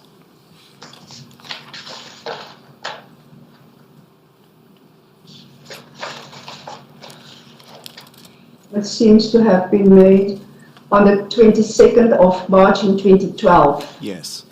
Now, if you could read what appears in Ms. Gibson's affidavit at paragraph 2 on page I would like to 000414. It says, I would like to make my further statement that on 2009 or 2003, at about 15:10, I attended a shooting scene at Mgeni Road with Ms. Williams. Upon our arrival, myself and Ms. Williams asked for a duty officer. We were shown a white lady who was inside the tape that cordoned off the scene. I and Ms. Williams both went closer to the tape and we called the white lady. We introduced ourselves, we gave our names and surnames, and that we were from ICD. We were informed that the white lady was a superintendent. The lady chased us away from the scene. She said, ICD, move away, this is my scene. We both moved away as she instructed us. The superintendent was not cooperative at the scene at all. She was well aware that we were from ICD. After we were chased, we went to the side of the road and we found Warrant Officer Glamuka, Constable Mfene and Constable Sikuluma from NIU. I then spoke to Warrant Officer Glamuka and interviewed him as to what happened and who was the man that was killed. Warrant Officer Glamuka informed me that they were in town when they heard on the police radio that a dangerous suspect was driving at Mgeni Road and that police were looking for backup. Warrant Officer Glamuka informed me that he and other NIU members rushed to Mgeni Road to look for that dangerous suspect. The description of the vehicle was given a black Lexus. Warrant Officer Glamuka informed me that when they reached Mgeni Road, they spotted the black Lexus and they drove with their Quantum behind it. Warrant Officer Glamuka alleges that when NIU Quantum drove next to the black Lexus, the driver of the Lexus fired shots at them, and they returned fire using their R5 rifles. The man was then subsequently killed. Thank you, Ms. Williams. If I could ask you to stop there. Now, there are now 3 statements that we've looked at from the docket, and we go back to what you stated in paragraph 80 of your statement, which is that when you arrived at the scene, Superintendent Bristow refused to allow you to interview anyone at the scene and prevented you from inspecting the scene yourself. Yes. Was this normal? That was not normal, Chairperson. And why is that so? You're the ICD, you arrive at the scene, and then what? With the ICD Chairperson, we arrive at the scene, that automatically becomes an ICD scene. That was, in actual fact, that was my scene. I should have been given permission, and I was the one that was calling, that should have instructed or led the way as to what was going to happen. But what should the panel make of that? That you arrive at the scene and you're told by Superintendent Bristow that you can't access the scene? That was a clear obstruction of ICD duties. And why is that? The only conclusion I can draw is there was something at that scene that Colonel Bristow, I don't know why, but there was something at that scene that she did not want ICD members to see.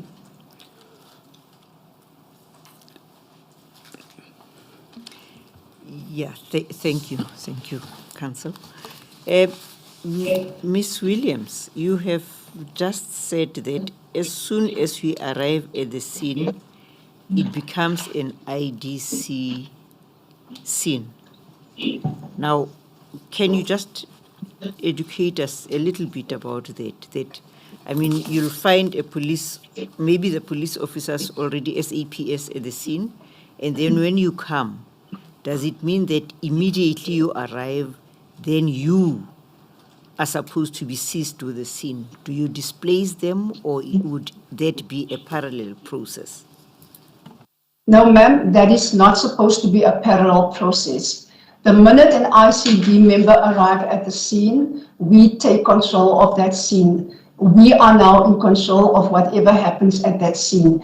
And that was known by every member in the KZN or anywhere in the Republic of South Africa, that when ICD arrives there, the scene becomes ours. There's a natural handing over. There is no fight regarding that. There's no negotiation regarding that. But in this case, the woman was hostile towards us. She at some stage even called us reporters. And yet there were members at that scene that knew that we were ICD personnel, and she had made up her mind there was no way that she was allowing us on that scene. Does it then mean that ordinarily, if they were following process, they were supposed now to back off and you would be the sole power in charge of the scene? Yes, ma'am. And then what also happens there, I was supposed to be in charge of that scene. LCRC would do the processing as per normal. The person that was on standby for that particular area would have been Durban Central, and that could have either have been, I think there was a Captain Governor. Captain Governor would then have been the one that would have part of the processing of that scene. That is what normally happened. But in the Durban Central matter, ma'am, there was a lot of hostility, and the police wanted to do everything, and the ICD was only allowed after the scene was processed, and the LCRC person then took us through everything again. Now, you say the approach is actually known maybe across the country. Do you know of any document that issues this type of instruction, or does it something that comes from the legislation? Is it statutory, as far as you know? Are you able to assist us with that? Ma'am, I'm not sure, but I think it was statutory. I just don't have that with me now, but I think it was, speaking under correction, but I think it was a statutory rule that was there. So we were allowed to be on that scene.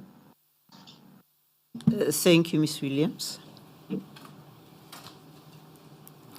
So, Ms. Williams, I think the question is whether you know of any instrument or statute that says that when the ICD arrives at a scene, the ICD must take over and control the scene. There is one, I just don't know it offhand, off the top of the head. And you say it's statutory? It's Yes, likely ma'am. to I believe so, yes.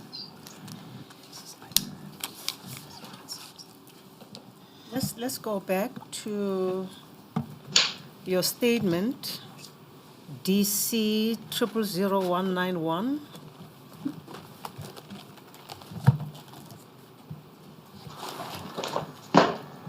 Do you have it? I'm almost there. Yes, I do have it now, Chairperson. In paragraph 2, you make mention there of the Marion Hill NIU police officers who had been radioed for backup by the Katomena unit. That's correct, Inspector Chairperson. Dlamuka, Constable Mfene, Constable Skulume. That's correct, Chairperson. In the next sentence, you mention that they also described to us that they witnessed how the deceased was shooting at the members of the Katomena organized crime. Correct, Chairperson. And they responded by cutting off the vehicle and fired shot at them, and they returned fire. Correct, Chairperson. The they that you are referring to there are the Marion Hill NI unit, correct? That's correct, Chairperson. The NIU unit from Marion Hill. What they reported to you sounds like they were eyewitnesses. They witnessed the shooting Correct, Chairperson. by the suspect. That's correct, Chairperson. Did you or Superintendent Bristow take statements from these 3 officers? No, ma'am, I requested a statement from them afterwards. I'm not aware that Superintendent Bristow took statements from them. You requested statements from them. Yes, ma'am, I did. Did you make or write their statements? I did not write their statements. They wrote their statements by themselves, and it was handed to, I can't remember if it was handed to myself or to Warrant Officer Daniels at that stage, but it was received. Where are those statements? They are contained in the docket, Chairperson. The Devon Central case? Devon Central Case 185 of 2009.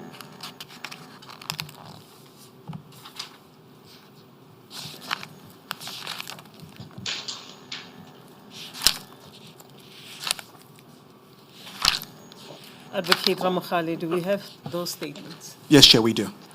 Are they contained in this DC 000? Indeed, they are, Chair. Would you draw my attention to the pages? Yes, the statement by Inspector Dlamuka is at DC 00040.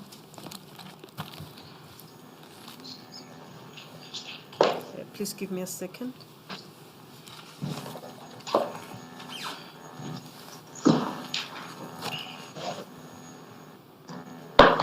Triple 04.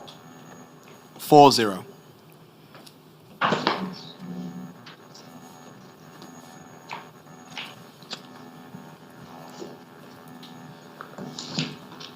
Triple 04? 40, Madam Chair. 40. Yes.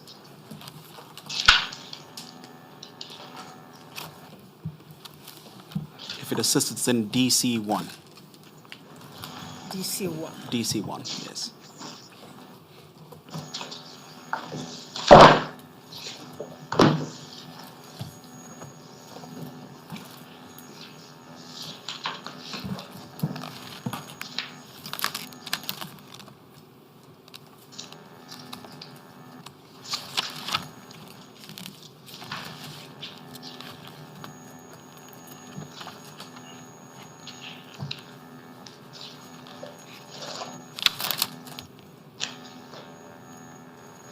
I do have it in front of me, Chairperson. DC 000 or 00 000 4 40. Page 40, essentially. Sorry, not 000, quadruple zero. 40. quadruple zero. Yes, quadruple Yes. 040.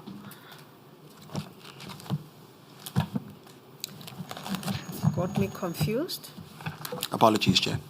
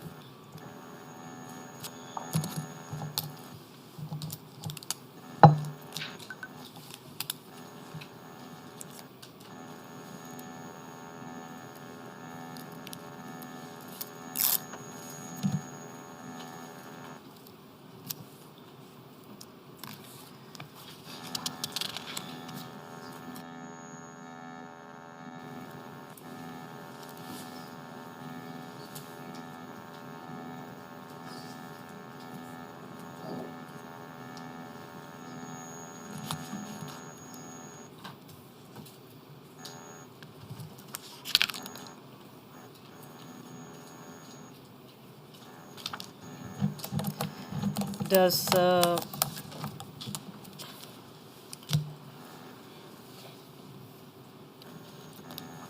Mr. Dlamuka confirm what you state in your statement at paragraph 73?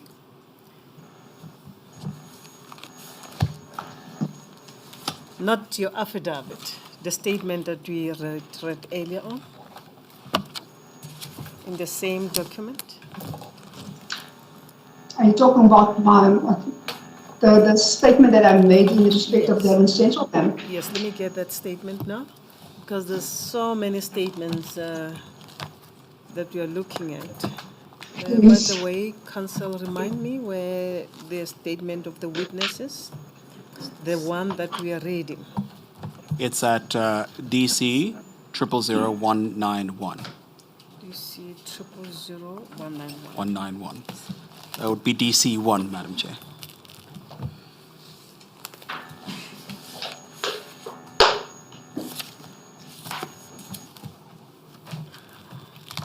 There's another one at 000228.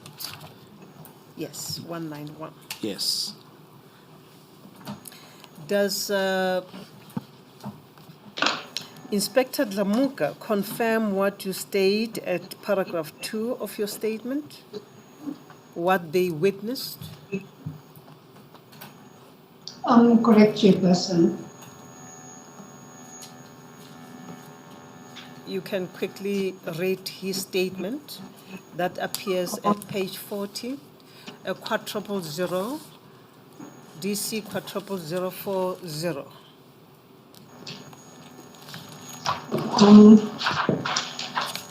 Not 40040. I'm sorry, Chairperson, I just have the wrong page here. Please help the witness, Counsel.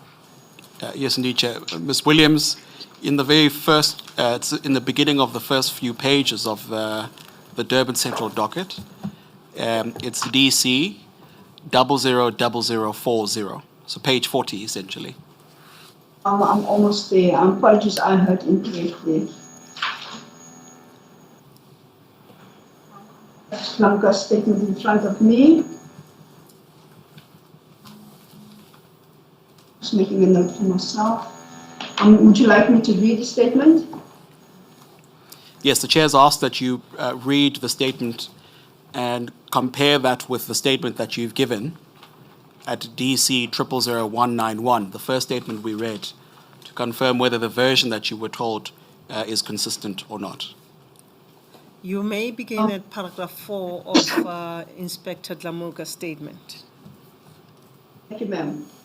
Myself and Constable Finney caught up with the suspect on Jenny Road, just past Connaught Road Bridge, where we overtook the members of organized crime, and upon approaching the said vehicle close to the BP garage, the suspect produced a firearm and fired shots in our direction, and Constable Mfene returned fire immediately in the direction of the suspect.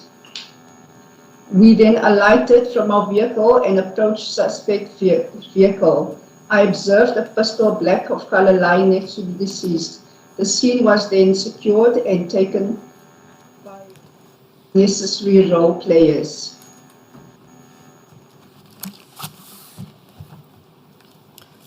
What you note on this statement by Inspector Dlamuka refers to the suspect having fired at them, that is the Marian Hill unit.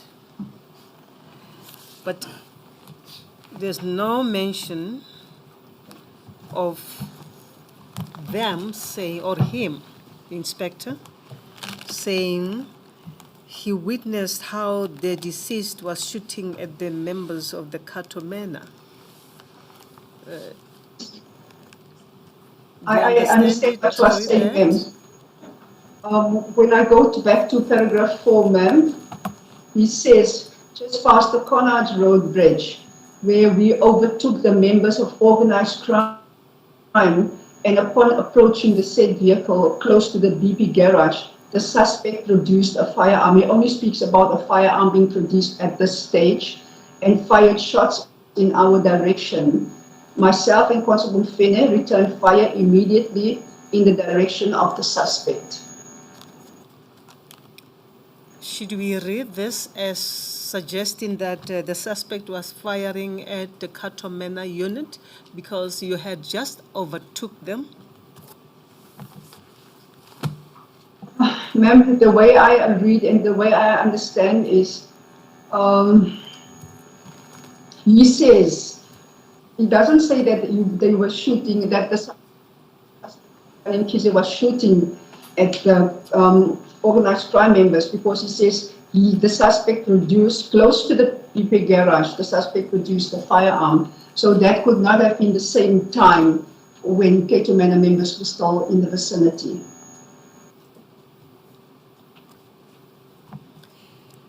I don't understand. Do you understand?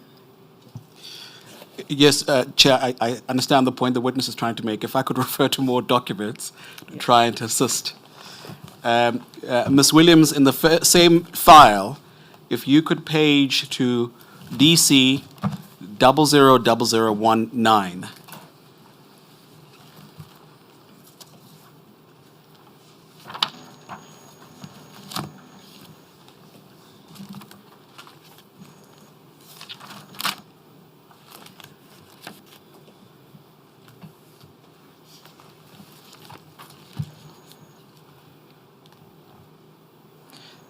Apologies. In fact, it's the next page, DC 000020.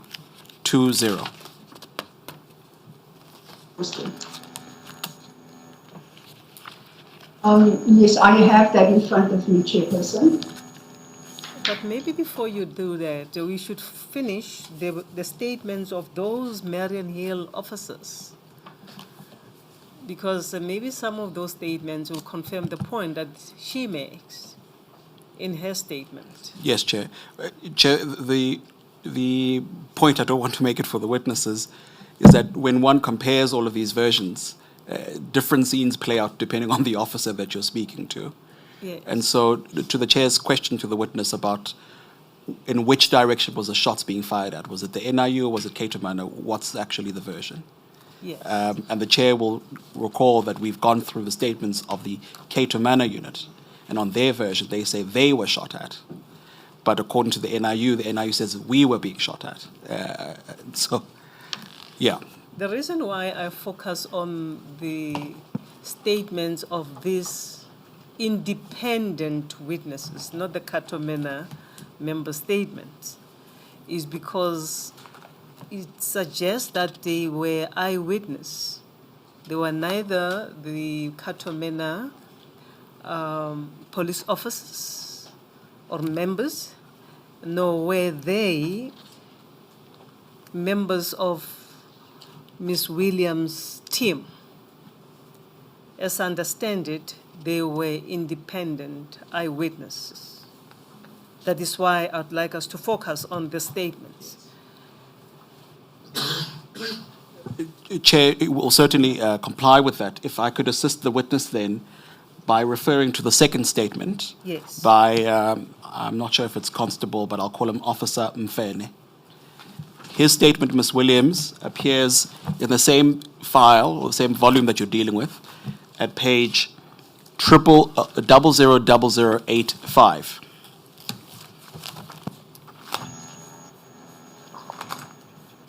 I do have it in front of me, Chairperson.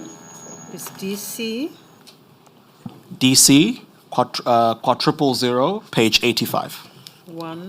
DC 1/00085. Yes, Chair.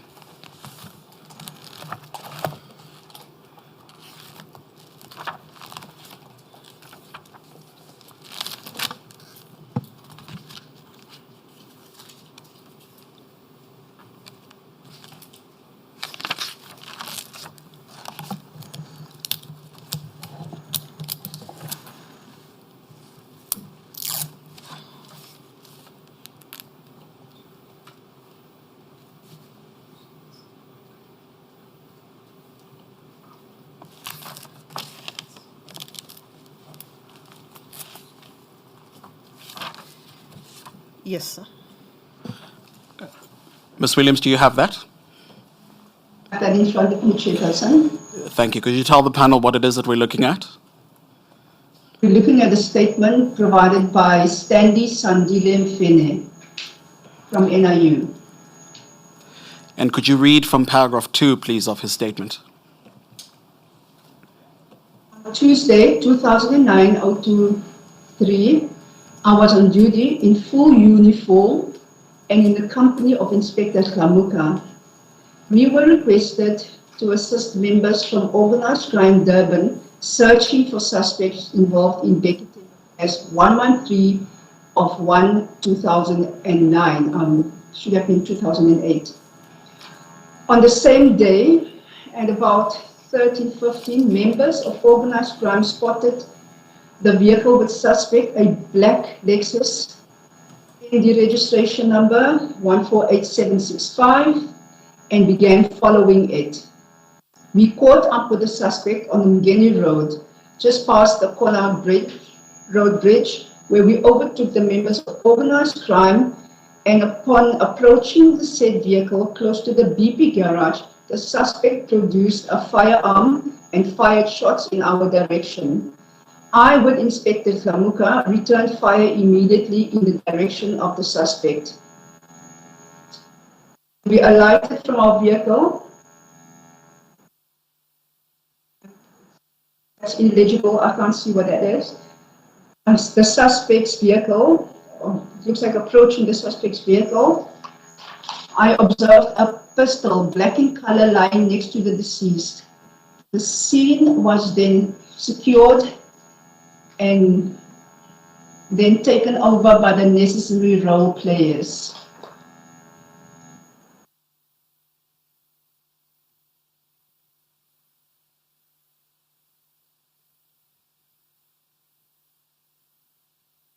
The next statement of Constable Skulume. That, Chair, we do not have in the docket. So we only have the 2 statements from Constable Mfene and Glamuka. Verify with the witness. Ms. Williams, if I could ask you to go to page, at the very beginning of that bundle, there's an index.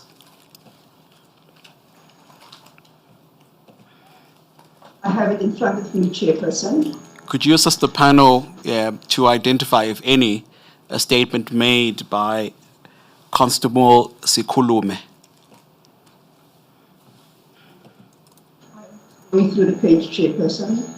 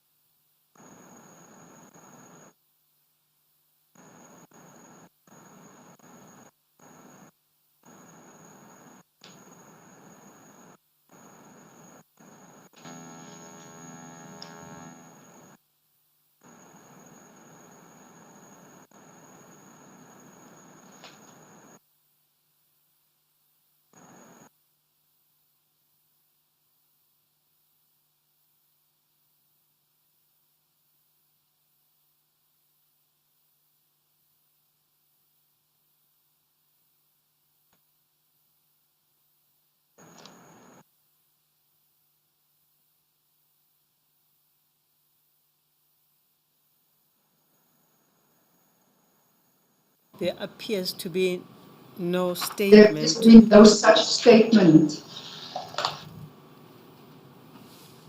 There appears to be no statement by this officer, Mr. Skolume.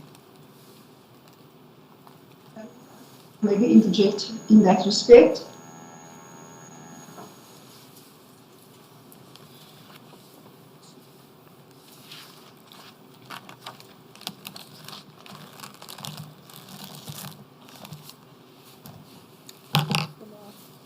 Yes, ma'am, sure.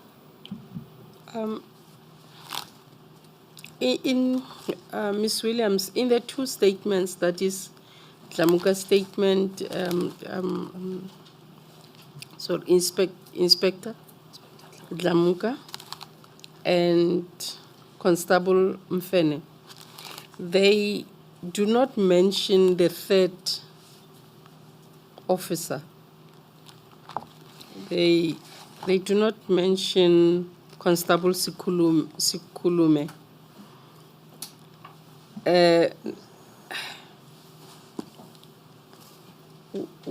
What do you make of that? Because in your statement you say you and is it Miss Gibson? Correct, You Chairperson. say you spoke to the three officers from NIU and you include Constable Sikulume, but in their statements, they only talk about the two of them. Inspector Dlamuka talks about Constable Mfene, and Constable Mfene only refers to Inspector Dlamuka. What should we make of that? Ma'am, that is also one of the problems I have because I don't know why that member was left out. I had requested at that stage, I spoke to Colonel Chetty, I also spoke to the member personally. I asked for him to furnish his he just looked at me, didn't respond to me. Colonel Chetty said that I shouldn't be bothering his members. But according to the three, when they were talking to us, he was there. He was even mentioned by the duty officer as one of the people that was the shooters from NIU. Yet this gentleman refused to give a statement to me at that stage. And I see he's never even furnished anybody else after me with a statement. But he was definitely there. We saw him, we engaged. And as far as I know, he was part of the three NIU members that was shooting.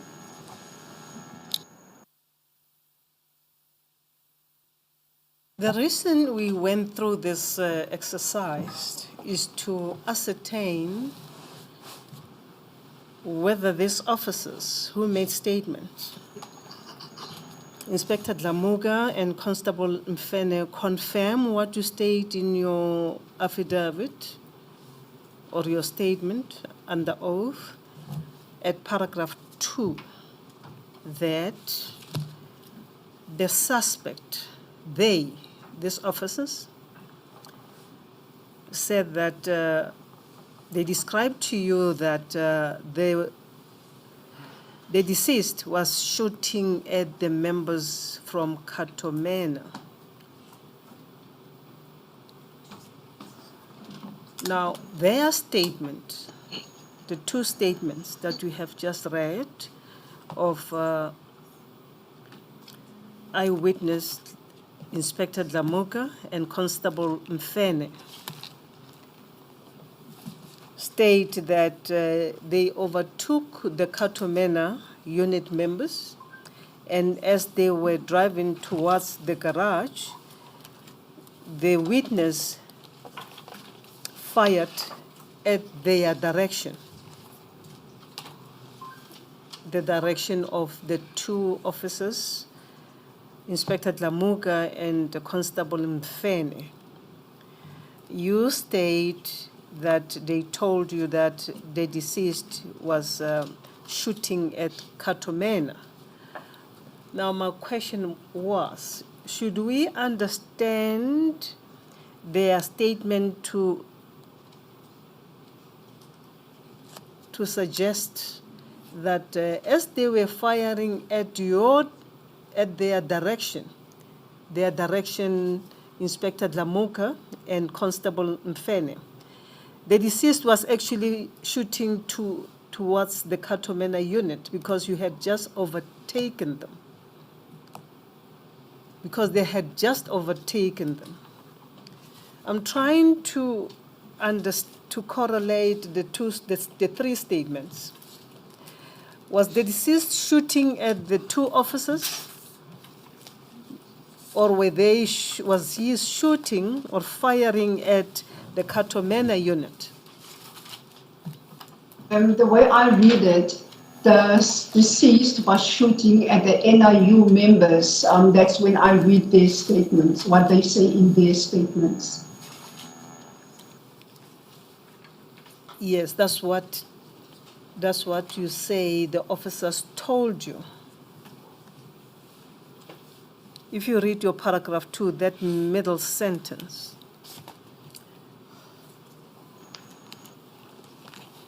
Three members from NIU, Marion New, and Inspector Kamuka, Constable Fene, and Constable Sikulume spoke to Ms. Gibson and me and told us that they assisted Katomena crime because they heard them call for backup on the radio. They also described to us that they witnessed how the deceased was shooting at members from Katomena organized crime, and they responded by cutting off the vehicle and fired shots at them, and they returned fire. Yet, ma'am, in their statements that they now furnish, the written statements that they provide, it's not the same as what they related to us at the scene. In their own statements, they do not say that the members actually, that the deceased shot at the Katomena organized crime. They actually say that they cut them off and then the firearm was only produced afterwards when they were near the BP garage, which is a little bit further from the Connaught Bridge. So they actually contradicted themselves. What they told us when we interviewed them and what they put on paper, ma'am, is two different statements.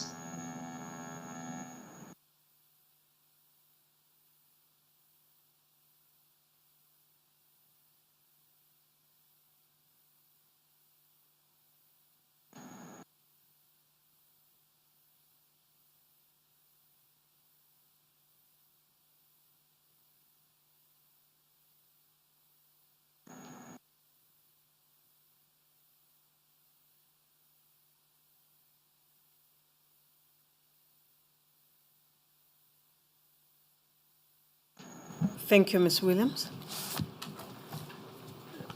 Thank you, Chair. It's almost 11:15. It is tea time. Yes. Thank you, Advocate Ramokhale. Ms. Williams, we are going to pause for 30 minutes for tea. You are under oath, and we will reconvene at 11:45. Mr. Chairperson. We adjourn.